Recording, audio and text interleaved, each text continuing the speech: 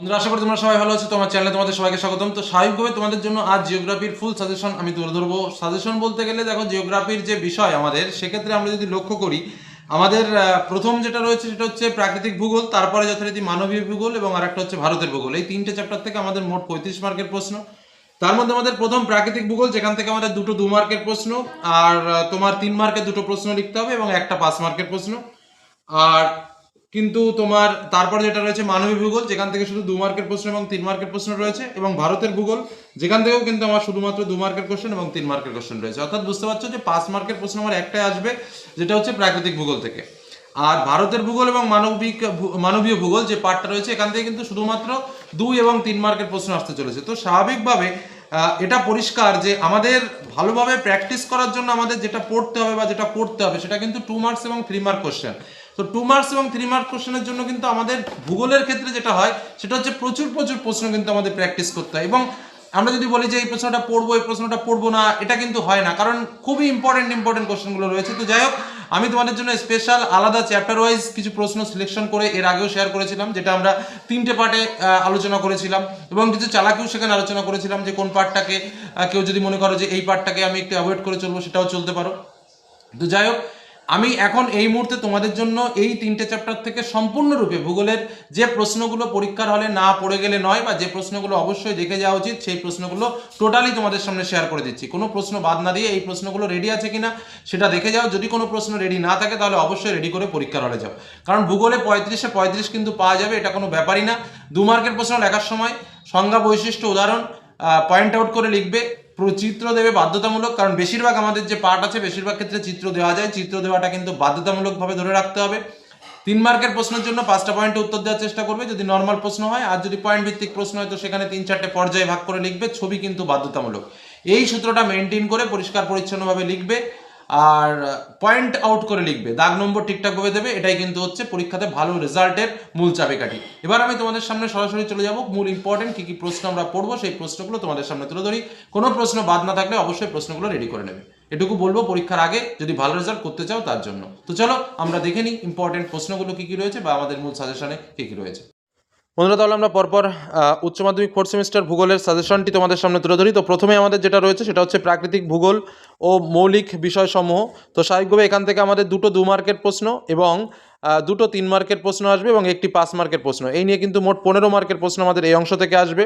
এই অংশের মধ্যে আমাদের ভূগঠন অনেকগুলো পার্ট রয়েছে, তার মধ্যে ভূগঠন, ভূমিরূপ গঠনকারী প্রক্রিয়া, ক্ষয়চক্র, বায়ুমণ্ডল, বাড়িমণ্ডল, জীবমণ্ডল, এবং যেটা মূল বিষয় সেটা হচ্ছে প্রতি অধ্যায় থেকে 2 মার্কের প্রশ্ন, 3 মার্কের প্রশ্ন এবং 5 মার্কের প্রশ্ন কিন্তু আমাদের পড়তে হবে, যে একটা বাদ দিয়ে আর একটা পড়বো সেরকম কোনো জায়গায় নেই। তো চলো আমরা কী কী প্রশ্নগুলো পড়বো প্রত্যেকটা অংশভিত্তিক আমি তোমাদের সামনে তুলে ধরি। প্রথম ভূসংস্থান বা ভূগঠন থেকে, যেটা মোস্ট ইম্পর্টেন্ট কোশ্চেন, সেটা হচ্ছে সমুদ্রবক্ষ বিস্তৃতির প্রমাণ বা সাক্ষ্যগুলি বিস্তারিত আলোচনা করো, গুরুত্ব সমালোচনা সহ। পাঁচ সংস্থান তত্ত্বের আলোকে ভঙ্গিল পর্বতের উৎপত্তির কারণ ব্যাখ্যা, বিভিন্ন পাঁচ সীমান্তে গঠিত বিভিন্ন প্রকার ভূমিরূপ সম্পর্কে আলোচনা করো। কয়েকটা টিকা রয়েছে, তার মধ্যে সাবডাকশন জোন, ত্রিপাত সীমান্ত, মধ্য আটলান্টিক সৌরশিরা, পুরাচুম্বকত্ব, গঠনকারী ও বিনাশকারী পাত সীমান্ত, নিরপেক্ষ পাত সীমান্ত, বৃত্তচাপীয় দ্বীপমালা, তপ্তবিন্দু, বেনি অফ জোন, সুচার লাইন। তারপরে আমরা চলে আসি ভূমিরূপ গঠনকারী প্রক্রিয়া থেকে ইম্পর্টেন্ট প্রশ্ন, যেখানে নদী, বায়ু, হিমবাহ, সমুদ্র তরঙ্গ, বায়ু ও জলধারার মৃত কার্যের ফলে গঠিত ভূমিরূপগুলো তোমাকে রেডি রাখতে হবে। এবার এখানে সাব পয়েন্ট হিসেবে তোমাদের নদীর ক্ষয়কার্য এবং নদীর সঞ্চয় কার্য, বায়ুর ক্ষয়কার্য, বায়ুর সঞ্চয় কার্য, হিমবাহের ক্ষয়কার্য, হিমবাহের সঞ্চয় কার্য, সমুদ্র তরঙ্গের সঞ্চয় কার্য, ক্ষয়কার্য, এগুলো কিন্তু আলাদা আলাদা করে পড়তে হবে, কারণ কোনটা আসবে কোনটা আসবে না সেগুলো কিন্তু গ্যারান্টিতে কিছু বলা যাবে না। আরেকটা কথা যেটা হচ্ছে, এই যে নদী, বায়ু এবং হিমবাহ, এর মধ্যে কিছু কিছু সাব পয়েন্ট বা যেটা ক্ষয়কার্য বা সঞ্চয় কার্যের ফলে গঠিত যে ভূমিরূপ, সেই ভূমিরূপগুলো ছোটো ছোটো কিন্তু সাব পয়েন্ট, যেগুলো কিন্তু 2 মার্কের প্রশ্ন হিসেবেও আসতে পারে। সেজন্য প্রত্যেকটা সাব পয়েন্টকে এমনভাবে পড়বে সরি, যেটা সংজ্ঞা, বৈশিষ্ট্য, উদাহরণ এইভাবে যেন তোমরা লিখতে পারো, সেইভাবে কিন্তু তোমরা প্র্যাকটিসটা করবে, ঠিক আছে, এবং চিত্রসহ। পরবর্তী প্রশ্ন, বদ্বীপ গঠনের শর্ত, বিভিন্ন প্রকার বদ্বীপ এর শ্রেণীবিভাগ করো, বিভিন্ন প্রকার উপকূলের বর্ণনা দাও, কাস্ট অঞ্চলে জলধারার কার্যের ফলে গঠিত ভূমিরূপগুলি সম্পর্কে আলোচনা করো, নদী, বায়ু এর ক্ষয় ও সঞ্চয় প্রক্রিয়াগুলো কী কী, সঞ্চয় প্রক্রিয়া, সঞ্চয়ের ফলে গঠিত ভূমিরূপ নয় কিন্তু সঞ্চয় প্রক্রিয়া, ঠিক আছে। আচ্ছা, সমুদ্র তরঙ্গের নিয়ন্ত্রকগুলো কী কী, সমুদ্র তরঙ্গ সৃষ্টির কারণ কী, কিছু গুরুত্বপূর্ণ টিকা রয়েছে, তার মধ্যে আরোহণ প্রক্রিয়া, অবরোহণ প্রক্রিয়া, নগ্নিভবন, পুঞ্জিত ক্ষয়, ক্ষয়ীভবন, ধারণা অববাহিকা, দোয়াব, জলপ্রপাত, প্লাবনভূমি, উপকূলরেখা, তটভূমি। এই তটভূমির আবার বিভিন্ন ক্লাসিফিকেশন আছে, তার মধ্যে পশ্চাৎ তটভূমি, সম্মুখ তটভূমি, পুরোদেশীয় তটভূমি কিন্তু আলাদাভাবে আসতে পারে, উদাহরণসহ জেনে রাখবে। নেক্সট সৈকত বা বেলাভূমি, ডালমেশিয়ান উপকূল, স্টাক ও স্টাম্প, জিও, তরঙ্গকর্তৃত মঞ্চ, খিলান, পুরোদেশীয় বাঁধ, প্রবাল প্রাচীর, মরুদ্যান, ইনসেলবাজ, ধ্রিয়ান, ওয়াদি, প্লায়া, বহির্বিধৌত সমভূমি, অন্ধ উপত্যকা ও শুষ্ক উপত্যকা। আমি এই যে পয়েন্টগুলো বললাম, দেখবে এই পয়েন্টগুলোর বেশিরভাগ পয়েন্টে কিন্তু উপরে যে বড় প্রশ্ন রয়েছে সেই বড় প্রশ্নের অ্যান্সারের মধ্যেই কিন্তু এই পয়েন্টগুলো লুকিয়ে থাকবে। তো বড় প্রশ্নগুলো ভালো করে পড়লে কিন্তু এই যে ছোটো ছোটো যে 2 মার্কসের কোশ্চেনগুলো হতে পারে এগুলো কিন্তু তোমরা অটোমেটিক্যালি নিজে থেকেই কিন্তু করতে পারবে। নেক্সট কয়েকটা পার্থক্য রয়েছে, যেটা হচ্ছে গিরিখাত ক্যানিয়ন, উত্থিত উপকূল ও নিমজ্জিত উপকূল, রিয়া উপকূল ও ফিয়ার্ড উপকূল, গঠনকারী তরঙ্গ ও বিনাশকারী তরঙ্গ, অনুদৈর্ঘ্য বালিয়াড়ি এবং অনুপ্রস্থ বালিয়াড়ি।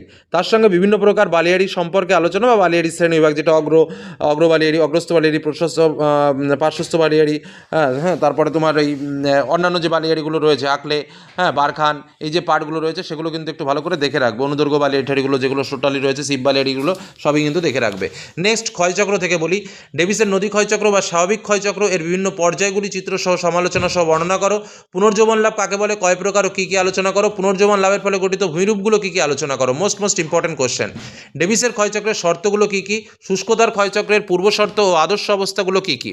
পার্থক্য রয়েছে স্বাভাবিক ক্ষয়চক্র, মরু ক্ষয়চক্র, মোনাডনক ও ইনসেলবার্জের মধ্যে পার্থক্য, পেনিপ্লেন ও পেডিপ্লেনের মধ্যে পার্থক্য। কয়েকটা টিকা রয়েছে, তার মধ্যে নিক পয়েন্ট, নদীমঞ্চ, উপত্যকার মধ্যে উপত্যকা, সমপ্রায় ভূমি, পর্যায়িত ঢাল, নদীর পুনর্যৌবন লাভ, স্বাভাবিক ক্ষয়চক্র, ক্ষয়ের শেষ সীমা এবং পর্যায়িত নদী। এবার আমরা আসবো বায়ুমণ্ডল চ্যাপ্টার থেকে ইম্পর্টেন্ট প্রশ্ন। ক্রান্তীয় ঘূর্ণবাত ও নাতিশীতোষ্ণ ঘূর্ণবাতের পার্থক্য কী, ঘূর্ণবাত ও প্রতীপ ঘূর্ণবাতের পার্থক্য কী। কয়েকটা টিকা রয়েছে, তার মধ্যে আইটিসিজেড, অক্লুশন, সীমান্ত, ওজন গহ্বর, সৌর ধ্রুবক, ওজন হোল, ঘূর্ণবাতের চক্ষু। নেক্সট ক্রান্তীয় নাতিশীতোষ্ণ ঘূর্ণবাতের জীবনচক্রের বৈশিষ্ট্য ও জীবনচক্র। Most important question. জলবায়ু অঞ্চলের বৈশিষ্ট্য কী, জলবায়ু পরিবর্তনের কারণ কী। কোপেনের জলবায়ু শ্রেণীবিভাগগুলি আলোচনা করো। দেখো এই শ্রেণীবিভাগের মধ্যে কিন্তু আমি বারবার বলে দিচ্ছি, এই শ্রেণীবিভাগের মধ্যে কিন্তু 2 মার্কগুলো AW কি এরকমভাবে কিন্তু প্রশ্ন আসতে পারে, AM কি, এগুলো কিন্তু ভেরি ইম্পর্টেন্ট। এই জায়গাটা কিন্তু ভালো করে জেনে রাখবে। প্রধান গ্রিনহাউস গ্যাসগুলো কী কী, বিশ্বস্নানের কারণ ও প্রভাব সম্পর্কে আলোচনা করো। এবার আমরা আসবো বায়ুমণ্ডল থেকে প্রশ্ন। প্রশান্ত, আটলান্টিক এবং ভারত মহাসাগরের 3টি করে উষ্ণ ও শীতল সমুদ্র স্রোত সম্পর্কে নোটস রেডি রাখবে। আচ্ছা, কয়েকটা টিকা রয়েছে, তার মধ্যে শৈবাল সাগর, হিমপ্রাচীর, এল নিলো, লা নিনা, হিমশৈল, গ্র্যান্ড ব্যাংক, মগ্নচড়া এবং দক্ষিণী দোলন। সমুদ্র স্রোত সৃষ্টির কারণ ও তার প্রভাব বা পৃথিবীব্যাপী তার গুরুত্ব আলোচনা করো। সমুদ্র তরঙ্গ ও সমুদ্র স্রোতের পার্থক্য কী। নিউফাউন্ডল্যান্ড উপকূলে ঘন কুয়াশা ও ঝড়ঝঞ্ঝার সৃষ্টি হয় কেন। জাপান উপকূলে মৎস্যক্ষেত্র বিকাশ লাভ করার কারণ কী। এবার আমরা আসবো জীবমণ্ডল থেকে প্রশ্ন। জীববৈচিত্র্যের সংজ্ঞা ও বৈশিষ্ট্য লেখো। জীববৈচিত্র্যের প্রকারভেদ সম্পর্কে আলোচনা করো। এই জীববৈচিত্র্যের প্রকারভেদের মধ্যে তোমার জন্মগত বৈচিত্র্য, প্রজাতিগত বৈচিত্র্য এবং বাস্তুতান্ত্রিক বৈচিত্র্য কিন্তু আলাদাভাবে 2 মার্কস বা 3 মার্কসে আসতে পারে, সেজন্য আলাদাভাবে টিকা আকারেও দেখে রাখবে। নেক্সট আলফা, বিটা ও গামা বৈচিত্র্যের বৈশিষ্ট্য ও গুরুত্ব। জীববৈচিত্র্যের বিভিন্ন প্রকার পরিমাপকগুলোর নাম কি, সেটা তোমাকে জেনে রাখতে হবে, বা পরিমাপগুলোর বর্ণনা। জীববৈচিত্র্য বিনাশের কারণ। জীববৈচিত্র্য সংরক্ষণ ও বাস্তুতান্ত্রিক গুরুত্ব ও তার প্রয়োজনীয়তা। জীববৈচিত্র্য সংরক্ষণ আইন সম্পর্কে টিকা। সংরক্ষিত জীবমণ্ডলের টিকা উদাহরণ সহ। জাতীয় উদ্যান, অভয়ারণ্য, সংরক্ষিত অরণ্য, ex-situ সংরক্ষণ, বীজ bank, green data book, red data book, এগুলো কিন্তু টিকা আকারে সংজ্ঞা, উদাহরণ, বৈশিষ্ট্য সহ কিন্তু জেনে রাখবে। ভারতকে মহাজীব বৈচিত্র্যের দেশ বলা হয় কেন। ক্রান্তীয় অঞ্চল খুবই জীববৈচিত্র্য সমৃদ্ধ হয় কেন। এবার আমাদের দ্বিতীয় পার্ট, অর্থাৎ মানবীয় ভূগোলের মৌলিক বিষয়সমূহ, যার মধ্যে জনসংখ্যা ভূগোল এবং মানব উন্নয়ন, এই দুটো বিষয় রয়েছে। এখানে একটা চালাকি রয়েছে, এখান থেকে আমাদের মোট 10 মার্কের প্রশ্ন আসবে। দুটো 2 মার্কের প্রশ্ন আসবে এবং 3টে 2 মার্কের প্রশ্ন, দুটো 2 মার্কের প্রশ্ন এবং দুটো 3 মার্কের প্রশ্ন, মোট 10 মার্ক। এইবার আমার এখানে একটা গুরুত্বপূর্ণ চালাকি রয়েছে, যেটা আমি তোমাদেরকে বলি, সেটা হচ্ছে জনসংখ্যা ভূগোল আর মানব উন্নয়ন যে কোনো একটা পার্টের প্রশ্নের উত্তরগুলো পড়লেই কিন্তু তোমরা পরীক্ষাতে কমন পেয়ে যাবে। অর্থাৎ আমি এই মুহূর্তে এই অংশ থেকে মানবীয় ভূগোলের যে দুটো অংশ রয়েছে, এই দুটো অংশ থেকে যে কোনো একটা পার্টকে তোমরা যদি ভালো করে পড়ো তাহলেই কিন্তু তোমরা কমন পেয়ে যাবে। কেউ যদি মনে করো আমি মানব উন্নয়ন পড়বো না বা জনসংখ্যা ভূগোল পড়বো না, কোনো ব্যাপার না, একটা পার্টের প্রশ্নগুলো ভালো করে পড়লেই তোমরা কমন পাবে। আমি দুটো পার্টের প্রশ্নই তুলে ধরছি, কারো যদি মনে হয় যে আমি দুটো পার্ট পড়বো না, একটা পার্ট পড়বো, সেক্ষেত্রেও কিন্তু তুমি পরীক্ষাতে প্রশ্ন কমন পেয়ে যাবে। তো চলো প্রথম জনসংখ্যা ভূগোল থেকে প্রশ্নগুলো বলি। প্রথম টিকা। পরিব্রাজন, অভিবাসন, প্রবাসন, ব্রেন গেইন, ব্রেন ড্রেইন, কাম্য জনসংখ্যা, মানুষ জমি অনুপাত, কার্যকারী জমি, জনস্বল্পতা, জনবিস্ফোরণ, জন অভিক্ষেপ, নির্ভরশীল জনসংখ্যা, শূন্য জনসংখ্যা বৃদ্ধি, জনাকীর্ণতা। নেক্সট তোমার গ্রাম থেকে গ্রাম, গ্রাম থেকে শহর, শহর থেকে গ্রাম বা শহর থেকে শহরে পরিব্রাজনের 3টি কারণ ও ফলাফল। অর্থাৎ পরিব্রাজনের কারণ ও ফলাফল বা পরিব্রাজনের শ্রেণীভাগ যদি তোমরা যারা পড়েছো গ্রাম থেকে গ্রাম, গ্রাম থেকে শহর, তার ভেতরেই দেখবে কারণগুলো কিন্তু সুন্দর করে উল্লেখ করা রয়েছে। পরবর্তী প্রশ্ন, বিশ্বের জনসংখ্যা পরিবর্তনের ওপর পরিব্রাজনের প্রভাব কী। পরবর্তী প্রশ্ন, জনসংখ্যা বৃদ্ধির কারণ কি? জনসংখ্যা বৃদ্ধি সম্পর্কিত ম্যালথাসের তত্ত্বের বিষয়বস্তু সংক্ষেপে লেখো, বা ম্যালথাসের তত্ত্বে জ্যামিতিক আকারে জনসংখ্যা বৃদ্ধি বা গাণিতিক হারে খাদ্যের যোগান বৃদ্ধি বিষয়টি সংক্ষেপে লেখো। একদম সহজ কথা হচ্ছে ম্যালথাসের তত্ত্বটা ভালো করে জেনে রাখতে হবে। পরবর্তী প্রশ্ন, ম্যালথাসের তত্ত্বে ভারসাম্যহীন অবস্থা বলতে কী বোঝো? এরকম একটু ঘোরানো কোশ্চেন 3 মার্কে দিয়ে দিতে পারে। ম্যালথাসের তত্ত্ব অনুসারে জনসংখ্যা নিয়ন্ত্রণ ব্যবস্থা কি? জনসংখ্যা বিবর্তনের বা জনবিবর্তনের পর্যায়গুলো কী কী? 4টি পর্যায়ে আলাদা করে পড়ে রাখবে। নেক্সট, ভারতের জনসংখ্যা নীতি 2010 সম্পর্কে আলোচনা করো, এবং ভারতের জাতীয় জনসংখ্যা নীতি 2000-এর উদ্দেশ্য কী? পরবর্তী প্রশ্ন, জনসংখ্যা নীতি নির্ধারণের উপায় কী এবং উন্নত, উন্নয়নশীল এবং অনুন্নত দেশে জনসংখ্যা নীতি সম্পর্কে আলোচনা করো। এবার আমরা আসবো মানব উন্নয়নের পার্ট থেকে। কিছু সংজ্ঞা রয়েছে। মানব উন্নয়ন সূচক, মানব দারিদ্রতা, মানব উন্নয়নে কল্যাণমূলক দৃষ্টিভঙ্গি কাকে বলে, বৃদ্ধি ও বিকাশের সংজ্ঞা, দারিদ্র্য সূচক কাকে বলে, ক্রয় ক্ষমতার সমতা কী, চরম দারিদ্র্য কী, আপেক্ষিক আর্দ্রতা কাকে বলে। নেক্সট, মানব উন্নয়নের 4টি স্তম্ভ কী কী, মানব উন্নয়নের সূচকের মাত্রাগুলি কী কী আলোচনা করো। মানব দরিদ্রতা কত প্রকার ও কী কীভাবে দারিদ্রতা পরিমাপ করা যায়। পরবর্তী প্রশ্ন, কল্যাণমূলক দৃষ্টিভঙ্গির সংক্ষিপ্ত বিবরণ দাও। মানব উন্নয়নের সূচকের গুরুত্ব ও সীমাবদ্ধতাগুলি লেখো। পরবর্তী প্রশ্ন, সক্ষমতা উপস্থাপনা বলতে কী বোঝো? পরবর্তী কোশ্চেন, অমর্ত্য সেনের সক্ষমতা উপস্থাপনা সম্পর্কে সংক্ষেপে আলোচনা করো, বা অমর্ত্য সেনের তত্ত্ব অনুসারে সক্ষমতা ও কার্যকারিতার সম্পর্ক আলোচনা করো। এবার আমরা নেক্সট পার্ট, অর্থাৎ ভারতের ভূগোল থেকে কিন্তু আমাদের যেটা বলেছি তোমাদের 2 মার্কের 2টো প্রশ্ন এবং 3 মার্কের কিন্তু 2টো প্রশ্ন, আমাদের এই মোট 10 মার্কের প্রশ্ন কিন্তু আসবে। আমাদের মোট 3টে রয়েছে ভারতের ভূগোলে, 3টে বিষয় রয়েছে: ভারতের শিল্প, ভারতের জনবসতি উন্নয়ন এবং নির্বাচিত বিষয় ও সমস্যায় ভৌগোলিক দৃষ্টিভঙ্গি। এবং যেটা মূল বিষয় সেটা হচ্ছে আমাদের এই প্রত্যেকটা জায়গা থেকে, অর্থাৎ এখান থেকে প্রত্যেকটা জায়গা থেকে কিন্তু আমাদের একটা করে প্রশ্ন আসবে বাধ্যতামূলকভাবে।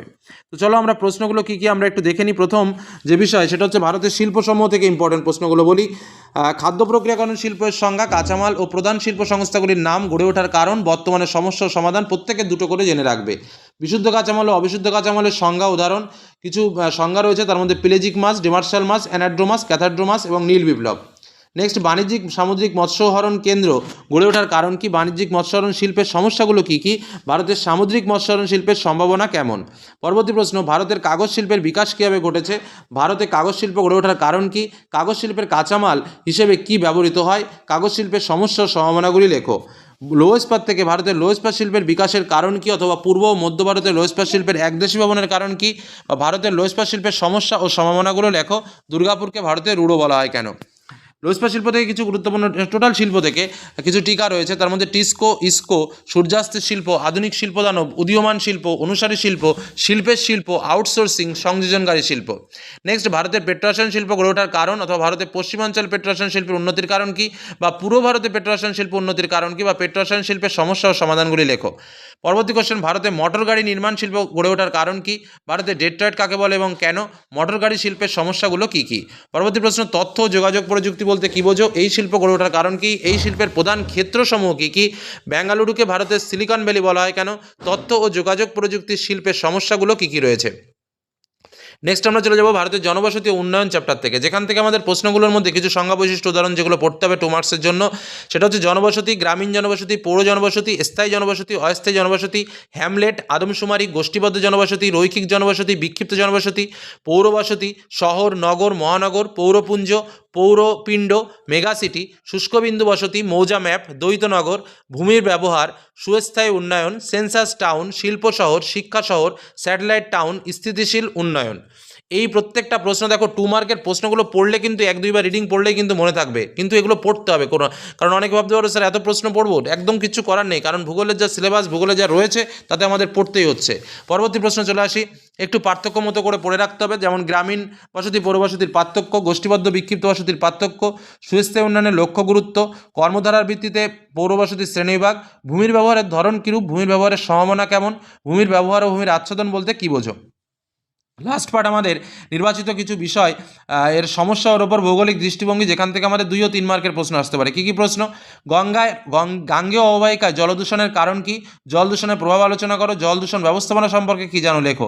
কয়েকটা টিকা রয়েছে, তার মধ্যে ইউট্রোফিকেশন, গ্যাপ, এমএমসিজি, সিএপি অর্থাৎ কম্প্রিহেন্সিভ অ্যাকশন প্ল্যান। আচ্ছা, ভূমি অবনমন কি? মানুষ, বন্যপ্রাণ, সংঘর্ষ বলতে কী বোঝো? ব্যাডল্যান্ড, শস্যাবর্তন বলতে কী বোঝো? মালচিং কি, আর্সেনিক দূষণ কাকে বলে, গঙ্গা দূষণ প্রতিরোধে কী কী পরিকল্পনা গ্রহণ করা হয়েছে, কলকাতায় বায়ু দূষণের কারণ ও প্রভাব এবং গৃহীত ব্যবস্থাপনাগুলো কী কী, আর্সেনিক দূষণের কারণ, প্রভাব ও ব্যবস্থাপনাগুলো আলোচনা করো, বা বিভিন্ন প্রকার রোগসমূহগুলো কী কী, জঙ্গলমহলে ভূমি অবনমনের কারণ ও গৃহীত ব্যবস্থাপনাগুলো কী কী, সুন্দরবনে মানুষ বন্যপ্রাণ সংঘর্ষের কারণ ও এই সংঘর্ষ মোকাবেলায় গৃহীত ব্যবস্থাপনাগুলো কী কী, ডুয়ার্সে মানুষ বন্যপ্রাণ ও সংঘর্ষের কারণ ও প্রতিরোধে গৃহীত ব্যবস্থাগুলো কী কী। এগুলো আমাদের টোটাল জিওগ্রাফির প্রশ্নগুলো আমি তোমাদের সামনে শেয়ার করলাম। এবার দেখো বেশিরভাগ প্রশ্নই তোমাদের জেনে রাখা উচিত বা জানা উচিত, এবং প্রশ্নগুলো কিন্তু পড়লে খুব যে কঠিন সেটা কিন্তু নয়। প্রশ্নগুলো জাস্ট একবার একটু দুবার একটু মিলিয়ে শুধু পড়ে নিতে হবে। বিশেষ করে তোমাদের বলবো যে প্রশ্নগুলো জানা নেই বা আমি যে প্রশ্নগুলো তোমাদের সামনে তুললাম এর মধ্যে যে প্রশ্নগুলো তোমাদের জানা নেই সেই প্রশ্নগুলো ইমিডিয়েটলি পড়ে পরীক্ষার হলে যাও। আর বেশিরভাগই আশা করি তোমাদের 80 থেকে 90% প্রশ্ন পড়া থাকবে, কারণ সেগুলো খুবই ইজি ব্যাপার, এবং যারাই একটুখানি বই ধরেছো তারাই সেগুলো পারবে। আর যারা একদমই বই ধরনি, ভূগোল শেষ মুহূর্তে শেষ করা খুবই চাপ, কারণ প্রচুর প্রচুর প্রশ্ন রয়েছে, প্রচুর বড় সিলেবাস, আমাদের কিছুই করার থাকে না। তো এই হলো আমাদের প্রশ্ন, এই হলো আমাদের সাজেশন, এটাই আমাদের লাস্ট মিনিট সাজেশন। এগুলো পড়ে পরীক্ষার হলে যাও, নিজের ভালো যদি চাও, এটুকু বলে শেষ করলাম। ধন্যবাদ।